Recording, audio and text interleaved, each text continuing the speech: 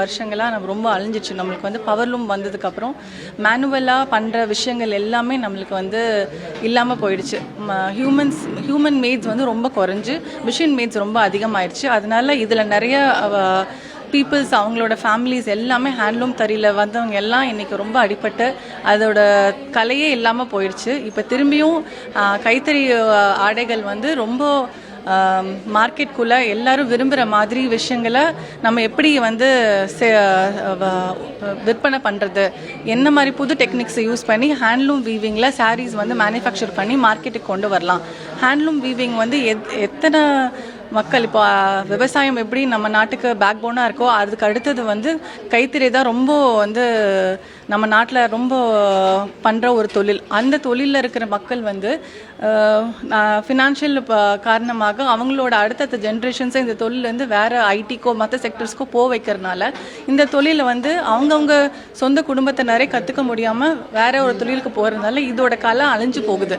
இது எப்படி வந்து திரும்பியும் மக்களுக்குள்ள கைத்தறி ஆடைகளை வந்து பயன்படுத்த முதல்ல இதோட டிமாண்டை நம்ம இன்க்ரீஸ் பண்ணால் மட்டும்தான், இதோட தேவைகளை இன்க்ரீஸ் பண்ணால் மட்டும்தான் மனுஷங்க வந்து மறுபடியும் இதோட மேனுஃபேக்சர் பண்ணுறவங்க மறுபடியும் மார்க்கெட்டுக்குள்ளே வருவாங்க. இது அதிகமாக புழக்கத்துக்கு வரணும். எப்போ ஒரு விஷயம் வந்து அழிஞ்சு போகுதோ அதை வந்து நம்ம திருப்பியும் இண்டஸ்ட்ரிக்குள்ளே அந்த ஒரு தேவையை நம்ம மக்களுக்குள்ளே கொண்டு வந்தால் மட்டும்தான் அதில் அதிகமான உற்பத்தியை வந்து செய்ய முடியும். அதில் கலைஞர்கள் இருந்த மற்ற கலைஞர்களையும் அதில் உருவாக்கி கொண்டு வர முடியும். ஸோ கைத்தறி ஆடைகளை வந்து ரொம்ப நம்ம வந்து மார்க்கெட்டில் வந்து எக்ஸிபிட் பண்ணால் மட்டும்தான் நம்மளால இந்த கலையை அறியாமல் காப்பாற்ற முடியும். இங்கே நான் வந்து கைத்தறி ஆடைகள் பற்றி கற்றுக்கிறதுக்காக வந்திருக்கேன். ப்ளஸ் நம்ம எலக்ட்ரானிக் ஜக்கார்ட்லேயும் நம்ம வந்து இங்கே கற்றுத்தராங்க. நம்ம வந்து இந்த கைத்தறி ஆடைகளில் கம்ப்யூட்டர் மூலியமாக நம்ம டிசைன் பண்ணி ஜக்கார்ட் டிசைன்ஸ் மூலியமாக நம்ம கைத்தறி ஆடைகளை கொண்டு வர முடியும்.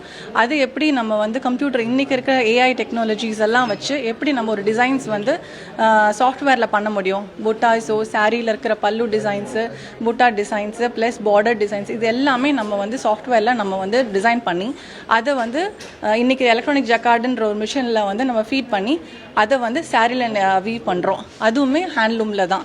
ஸோ அதை வந்து இப்போ நான் பட்டு சாரீங்கெல்லாம் நம்ம வந்து காஞ்சிபுரத்தில் வாங்குற மாதிரி நம்மளே அந்த மாதிரி டிசைன்ஸை போட்டு வீவ் பண்ணி நம்ம வந்து சேல் பண்ணலாம். மிஷின் இப்போ கையில் தயாரிக்கும் போது அது நம்மளோட ஹியூமனோட ஃபீல்ஸ் அதில் இருக்குங்க. ஹியூமனோட டச் அண்ட் ஃபீல் நம்ம வந்து அதில் பண்ணுவோம். அதே மிஷின்றப்போ ஆல்ரெடி செட் ப்ரோக்ராம்ஸ் தான். ஒரு தடவை நம்ம இந்த ப்ரோக்ராம் செட் பண்ணிட்டா எத்தனை சாரீஸ்னாலும் அதே டிசைன் அதே பிரிண்ட் அந்த மாதிரி தான் கொண்டு வர முடியும். பட் அதே ஹியூமனில் பண்ணும்போது ஒரு சாரியுமே ஒரு யூனிக்காக வெளியில் வரும். ஒரு சாரீ நம்ம ஒருத்தர் நெஞ்சு முடிஞ்சோன்னா அடுத்த சாரீ போகும்போது அது டிஃப்ரெண்ட்டாக தான் இருக்கும். அதில் வந்து நம்மளுக்கு என்ன டைப் ஆஃப் டிசைன்ஸ் நம்ம மாற்றணுமோ, சின்ன சின்ன டிசைன்ஸ்லேருந்து பெரிய டிசைன் வரைக்கும் கையில் நெய்யும் போது என்ன மாற்றங்கள் வேணாலும் அந்த ஹியூமன்ஸ் கொண்டு வர முடியும். மெஷின்ஸ்ன்றப்போ பல்க் ப்ரொடக்ஷன் ஒரே டிசைன் ரிப்பீட்டபிளாக கொண்டு வர முடியும். அதில் நம்மளுக்கு இருக்க ஒரு ப்ளஸ் என்னென்னா டைம் கன்சியூமிங்.